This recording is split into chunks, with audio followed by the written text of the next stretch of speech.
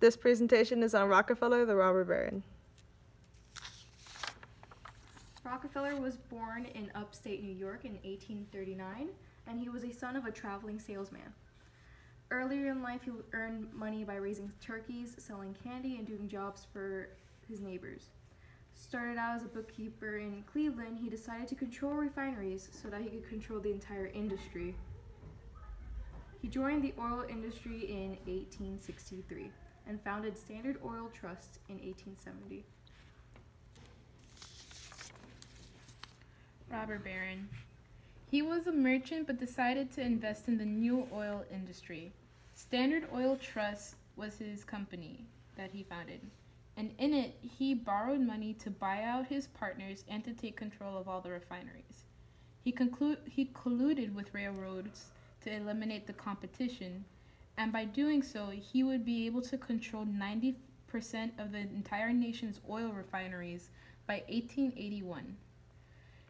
The process by which he did this was referred to as horizontal integration. This meant that he had a trust that consisted of various companies he acquired and managed through a board of trustees that he controlled. He bought out his former competitors, and he would do this by temporarily cutting the prices for Standard Oil and forcing his rivals to sell out their businesses at a lower price. Therefore, they would either be cut off from the entire oil business or they would become his agent. He gave his workers very low wages, and he exploited the economies of scale by doing everything for Standard Oil by himself, meaning he owned everything. He owned everything that he used to create the oil. He controlled the supply and prices of oil products so that the trust profits would soar. As we can see in this illustration, Rockefeller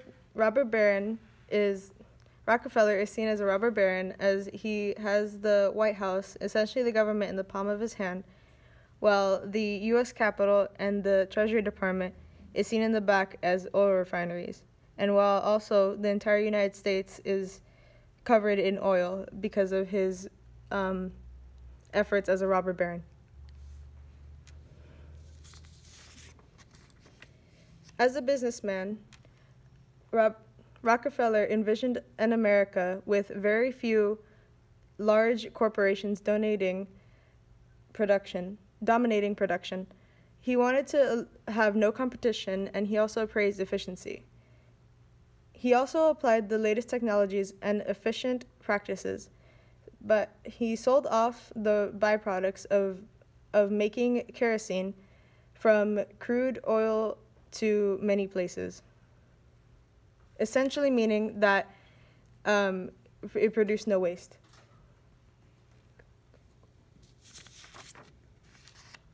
Okay, in late 1890s, Rockefeller retired. After retiring, he became a philanthropist, and he donated a total of $540 million in just philanthropic causes dealing with education, religion, and welfare. Educationally and medicinally, he established medical programs in schools and provided high education to them. One of his successful establishments is the University of Chicago, which he continued to donate money before his death to provide the most advanced education possible. He also funded America's first biomedical institute, the Rockefeller Institute of Medical Research, which is now Rockefeller University. Rockefeller started to find ways to improve the welfare of America and funded the International Health Commission, which made efforts to improve public health and created campaigns against disease such as hookworm and yellow fever. He then created the first school of public health and hygiene at Johns Hopkins University in 1918 and did the same at Harvard in 1921.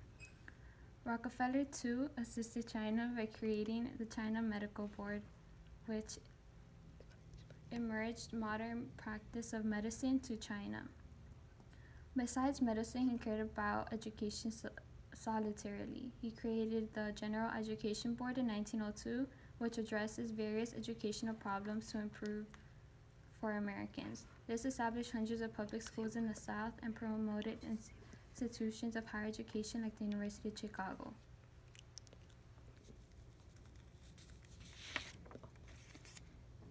Lastly, in 1909, he donated 73,000 shares of Standard Oil as a first installment to establish the Rockefeller Foundation. The Rockefeller Foundation was an amazing establishment that benefited America greatly in improving welfare and education in the U.S.